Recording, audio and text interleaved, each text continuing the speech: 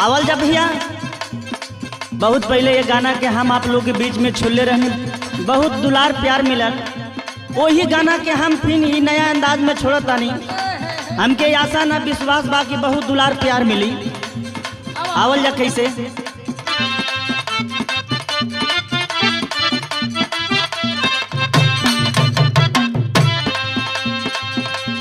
रतिया होले गरमिया ना डोले पमाना माना।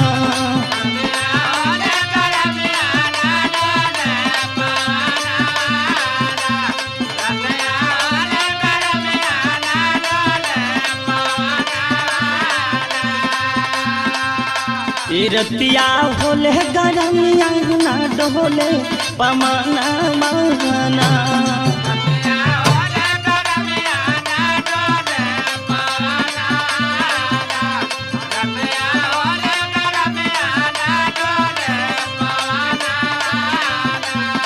हो पमाना माना, हो पमाना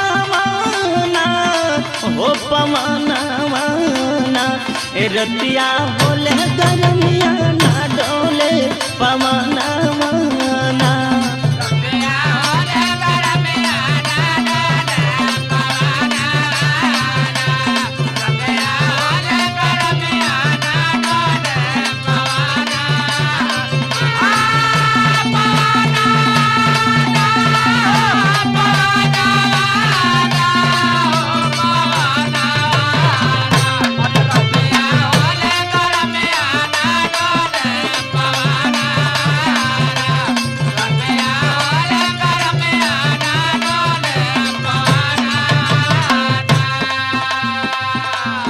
एक गरमी के मारे सैया सूतले दुआरे।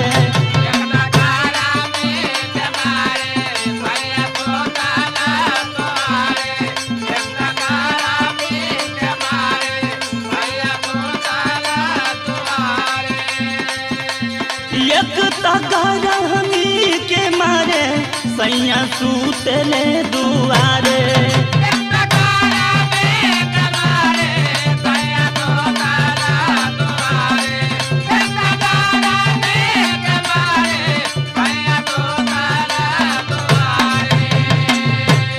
एक तगरहमी के मारे सैया सूतले दुआरे। अब त सास न